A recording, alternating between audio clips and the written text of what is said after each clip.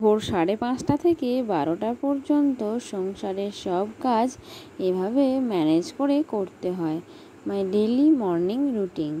রাধে রাধে বন্ধুরা, তোমরা সবাই কেমন আছো? আশা করছি তোমরা সবাই ভীষণ ভালো আছো।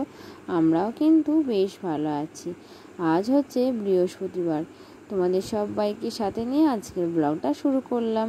সাথে থেকেও আশা করছি আজকের ব্লগটাও তোমাদের বেশ ভালো লাগবে। আজ দেখো, এই যে বিছানা বাগানো দিয়ে আজকের ব্লগটা শুরু করলাম। তো প্রথমে বিছানাটা ভালো করে ঝেড়ে বাগিয়ে নিলাম। আর বিছানা তো অনেকই থাকে, যেহেতু আমার একটা ছোট বাচ্চা আছে, তো কাঁথা তো থাকেই। তারপর কি বলো তো, একটা বিছানার মধ্যে সব থাকলে যা হয়। তো প্রথমে ভালো করে বিছানাটা গুছিয়ে তারপর ঝেড়ে নিলাম। তারপরে এই যে রুমের চারিদিকে জিনিস ছড়িয়ে ছিটিয়ে ছিল, সেগুলো সব পরিষ্কার করে এক জায়গায় করে রুমটা পুরো ফাঁকা করে দিলাম। তো তারপরেই ঝাঁটপাট দেব। তো তাহলে সব জায়গাটা পরিষ্কার করে ঝাঁটপাট দেওয়া থাকবে। আর কি বলো তো, মেঝের মধ্যে সব জিনিস নামানো থাকলে একদমই না পরিষ্কার করে ঝাঁট দেওয়া বা মোছা যায় না। তো সেজন্যই প্রতিদিন সকালে এই যে ছেলের খাবার রাখার যে ড্রাম, ফ্লাস্ক, জলের বোতল, এগুলো সব ওই যে ডাইনিং টেবিলের ওপর রেখে দিই। তো তারপর ঝাঁট দেওয়া মোছামুছির কাজ কমপ্লিট হওয়ার পর ওগুলো সব এনে আবার রুমের মধ্যে রেখে দিই। তো তাহলে কি হয় বলো তো, খুব সুবিধা হয়। তো আজ তো বৃহস্পতিবার, আর আমাদের বাড়িতে ভাদ্র মাসে আজকে লক্ষ্মী পূজা হয়। তো এভাবে ধান রাখা হয় এই যে হাঁড়ির মধ্যে, মাটির হাঁড়ির মধ্যে। তো এই ধানগুলো সব একটা বড় জায়গার মানে গামলার মধ্যে ঢেলে, আর এই যে যত রকমের লক্ষ্মীর সাজ আছে সব সাজাতে হয়। তো বড় মা সকাল সকাল স্নান সেরে নিয়ে আজকে লক্ষ্মী পুজোর জোগাড় করতে বসে পড়েছে। তো আমি মা এদিকে বাসি কাজগুলো সারতে লেগে পড়েছি। আর আমার ছেলে এখন কাকিমার কাছে খেলা করছে। তো যাই হোক, দেখো বড় মা এই যে মাটির হাঁড়িটা থেকে সব একটা একটা করে সাজ বার করে ওই ধানের ওপরে খুব সুন্দর করে সাজিয়ে দিচ্ছে। তো এগুলো কিন্তু অনেকটাই সময়সাধ্য ব্যাপার। তো এই যে মাটির কলসিটা দেখতে পাচ্ছ, হাঁড়িটা আর কি, এর ভিতরে না সব অনেক লক্ষ্মীর সাজ রাখা থাকে। তো পুরো গামলা ভর্তি লক্ষ্মীর সাজ। তো নানা রকম পিতলের জিনিস, শাঁখ, এগুলো সব আছে। আর মা এদিকে দেখো মাটির দাওয়াটা লতা দিচ্ছিল। তো আমাদের এই একটা দাওয়াই আর কি মাটির আছে, বাকি সব জায়গায় আর কি শান বাঁধানো হয়ে গেছে। তো প্রত্যেক বৃহস্পতিবারে না ওই দাওয়াটা মা লাতা দেয় আর কি। তো ওই যে আমাদের তো গরু আছে, তো গোবর এনে ভালো করে বড় বড় করে ছিয়া করে খুব সুন্দর করে মা লাতাটা দেয়। তো আমি দিই না, মানে দিতে দেয় না, দিতে পারি কিন্তু মা দিতে দেয় না। তারপর কি বলো তো, আমার তো দুটো বাচ্চা আছে, ওদের দেখাশোনা সামলানো, তারপরে এই যে এদিকে সব রুমগুলো ঝাঁট দেওয়া, বাগানো, পরিষ্কার করা হেতু আমার অনেকটা সময় চলে যায়। তো আজ তো বললাম তোমাদের বৃহস্পতিবার আমাদের লক্ষ্মী পুজো। তো এমনি লক্ষ্মী পুজো না থাকলেও বাড়ির লক্ষ্মী পুজোতেও এই গোটা রুম, তারপরে আমাদের যে মেন গেট, ওখান থেকে ধোয়াধুয়ি মোছামুছির কাজ চলতে থাকে। তো তারপর কি করলাম বলো তো, সব কটা রুম একে একে ভালো করে খাটের নিচ থেকে বাইরে পর্যন্ত পরিষ্কার করে মুছে দিলাম।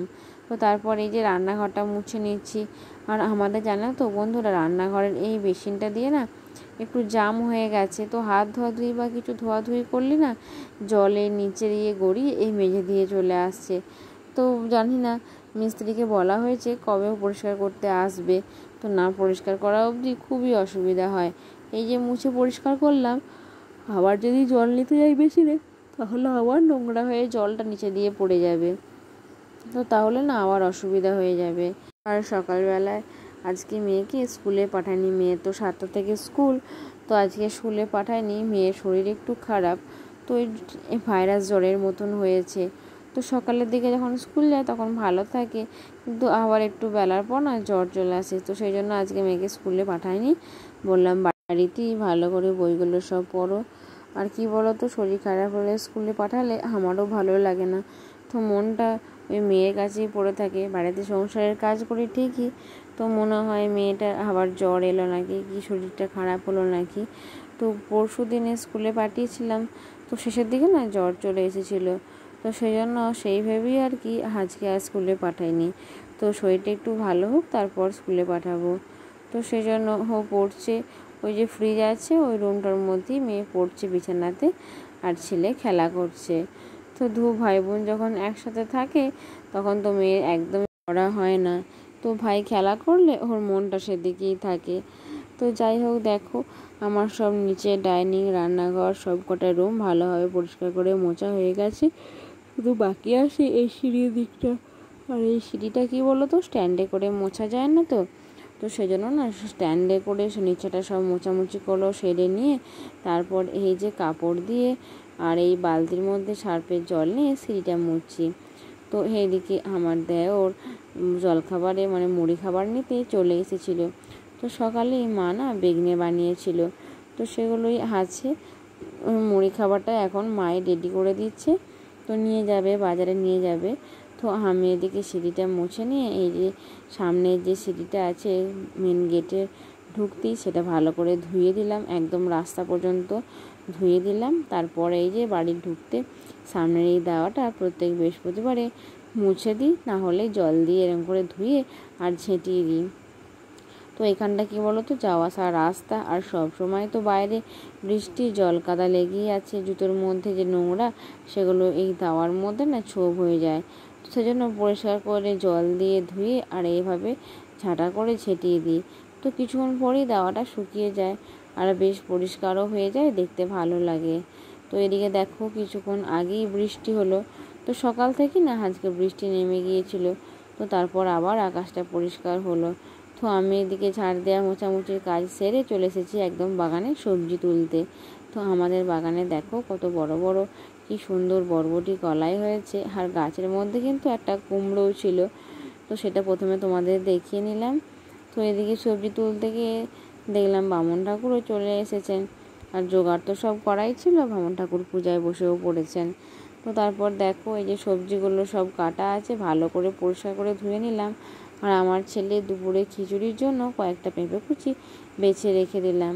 তো এই এত সবজিগুলো কাঠাগুলো দিয়ে কি করব তোমাদের বলি চলো। তো দেখো বড় কুকারটা নিয়েছি, এর মধ্যে না ওই পাঁচফোড়ন, টমেটো এসব ফোড়ন দিয়ে মানে ফোড়ন দিয়ে ফোড়ন দিয়ে টমেটোটা দিয়ে দিয়েছিলাম। তো তারপরে এর মধ্যে একে একে সবজিগুলো সব দিয়ে দিয়েছি। তো সবজিগুলো তেলের মধ্যে ভালোভাবে ভাজা হতে হতে আমি এদিকে ডালিয়া আর মুগ ডালটা ধুয়ে নিলাম, ধুয়ে একদম কুকারের মধ্যে দিয়ে দিলাম। তো ততক্ষণে সবজিগুলো নুন আর হলুদ দিয়ে ভালো করে কষা হয়ে গেছে। তো তারপর এই যে দেখো পুরো 1 প্যাকেট ডালিয়া নিয়েছিলাম, আর বাটি মাপ করে 1 বাটি বড় বাটি মুগ ডাল নিয়েছিলাম। তো আমাদের বাড়িতে তো একটু বেশি পরিমাণে না হলে হয় না। তো তারপর দেখো এদিকে ছেলের জন্য জলখাবারে খাওয়ানোর জন্য চিড়ে সেদ্ধ করতে দিয়েছিলাম। তো ভালোভাবে নাড়াচাড়া না করলে না এক জায়গায় দলা পেকে যায়। তো এদিকে ছেলে চিড়ে সেদ্ধটা হয়ে গেছে, নামিয়ে দিয়ে জোড়াতে দিয়ে চলে এলাম। তারপর এই যে মেয়ের বায়না, আজকে ছাতু এনেছিল, তো ওর কাকিয়া ছাতুটাই কাটছিল ওই দুপুরবেলায় ওই পাতা দিয়ে ঝাল হবে বলে। তো মেয়ে বলল আমার জন্য অল্প করে কিছুটা ভেজে দাও। তো ওর জন্য না এই যে নুন দিয়ে ছাতুটা ভেজে দিলাম। তো তারপর আমাদের ডালিয়া করাও আমার কমপ্লিট হয়ে গেল। তো এদিকে থালার মধ্যে সব একে একে বেড়ে নিলাম, আমার মেয়ের আর জায়ের। তো এখন আপাতত আমরা 3 জনই খাবো। তো এখনও আছে, বড় মা জেঠু বাড়ির অন্য কেউ খেলে তাদেরও হয়ে যাবে। তো সেটা আর কি এখন বেড়ে নিয়েছি, তারপর রেখে দেবো, কুকারটা এটা রেখে দেবো। তো আমাদের খাওয়ার আগে ছেলেকে খাওয়ানো হয়ে গেছে। তো ওর কাকিয়াই না আমার ছেলেকে খাইয়ে দিয়েছে। তো আমি তখন ছাতুটা ভাজছিলাম তখন। তো আমার যা না আমাকে হাতে হাতে অনেক কাজেই সাহায্য করে। আর কি বলো তো, সবাই মিলেমিশে কাজ করলে কোনো কাজই কষ্ট মনে হয় না। আর আমাদের এই যৌথ পরিবারে সবাই মিলে একসঙ্গে থাকাটাই হচ্ছে সবচেয়ে বড় ব্যাপার। তো এখন তো বেশিরভাগ পরিবারই সব একা একা থাকা আর একা একা করা, কিন্তু আমাদের পরিবারে কি বলো তো, একা কিছুই নয়, সবাই মিলে সব কাজ মিলেমিশে করি, কারো কোনো কাজে ভাগাভাগি নেই। তো এদিকে আমার যাকে বললাম, তো আমাদের তো সব এমনি কাজ সারা হয়ে গেছে। তো স্নান করার আগে রুমের দরজাগুলো সব পরিষ্কার করে মেজে ধুয়ে দিই। আর তারপর দেখো সার্ফ দিয়ে ভালো করে একে একে দরজাগুলো মাজতে লেগে পড়েছি। তো আমার যা না ওই পাশের রুমের যা দরজাটা মাজছিল, আর আমি এদিকটা মাজছিলাম। তো তারপর ভালো করে মেজে দিচ্ছিলাম। আর এই যে সাদা মতন যে দাগগুলো আছে দরজার মধ্যে, ওর নিচেগুলো না কালো মতন নোংরা পড়ে যায়, আর একটু সার্ফ দিয়ে টিপে মুছলে বেশ পরিষ্কার হয়ে যায়। তো তারপর দরজার উল্টো পিঠটা মুছে দিচ্ছি। আর কি বলো তো, জানলা থেকে না দরজাগুলোর এই মোছামুছির কাজগুলো খুব তাড়াতাড়ি হয়ে যায়, কিন্তু এই যে জানলাগুলো সেদিনকে মুছছিলাম, ছাড়া বাগানো করছিলাম, অনেকটাই সময় লাগছিল। কিন্তু এই যে রুমের দরজাগুলো মোছামুছি করতে বেশিক্ষণ সময় যায় না, তাড়াতাড়ির মধ্যে আর কি মোছাটা হয়ে যায়। তো আমি এদিকে বড় মা আর জেঠু থাকার যে রুমের যে দরজাটা আছে ওটা পরিষ্কার করে মুছে নিলাম। আর কি বলো তো, একটু সার্ফ দিলে না খুব ভালো পরিষ্কার হয়, একদম পুরো সাদা হয়ে যায়, আর দেখতেও না ভালো লাগে। তো আমরা প্রথমে কি বলো তো, মোছামুছির কাজগুলো করে নিচ্ছি। তো পুজোতে এখন এক মাসের মতন দেরি। তো এখন থেকে যদি ঝাড়া বাগানো করি তাহলে আবার সব নোংরা হয়ে যাবে।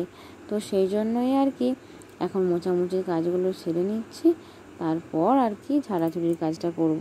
আজকে দুজনে মিলে 3টে রুমেরই দরজার এপিঠ ওপিঠ ভালো করে মুছে নিচ্ছিলাম। তারপর আমাদের রুমটা যে দরজাটা আছে সেটা মুছতে চলে এলাম। আর আমার যা আমাদের যে দরজার পিছনের দিকটা আছে সেদিকটা মাজছিল, আর আমি এদিকটা মাজছিলাম। তো এরকম করে কি বলো তো, পরিষ্কার করে একটু টিপে টিপে মুছে দিচ্ছি, আর বেশ পরিষ্কার হয়ে যাচ্ছে। তো তাহলে অনেকটা কাজই ঝাড়াঝুড়ির আগে এগিয়ে রাখছি। আর এই কদিন তো এক নাগাড়ে বৃষ্টি, মানে প্রত্যেক দিন বৃষ্টি হচ্ছে, বৃষ্টির তো একদিনও বন্ধ নেই। তো সেজন্য না ঝাড়াঝুড়ি কাজ করতে খুবই অসুবিধা হচ্ছে। তো ঝাড়াঝুড়ি করলেই পর্দা, বিছানা, চাদর এগুলো তো কাচাকুচি করতে হবে, পাপোশ, কিন্তু এই যে বৃষ্টির জন্য একদমই শুকাবে না। তখন কি বলো তো, এক জায়গায় কাদা হয়ে থাকলে দেখতে খারাপ লাগবে, আর ওগুলো পরিষ্কারও হবে না। তো তারপর স্নান সেরে নিয়েছি মোছামুছি করে, এই যে জামা কাপড়গুলো এখন উঠোনে মেলছিলাম, একটু রোদ উঠেছিল তো ভাবলাম উঠোনে মিলে দিই। তো মা বললো, যা তুই ছেলের কাছে যা, আমি এগুলো বাদ বাকিগুলো মিলে দিচ্ছি।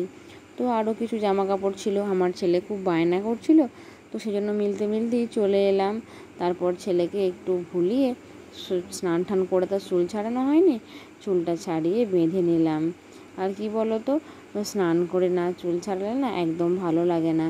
তো তারপর আজকে বৃহস্পতিবার, চুল ছাড়িয়ে সিঁদুর পরে আর ক্রিম লাগিয়ে রেডি হয়ে নিলাম। তো যাই হোক, আজকের ব্লগটা এখানেই শেষ করছি, আবার দেখা হবে নেক্সট ব্লগে। রাধে রাধে।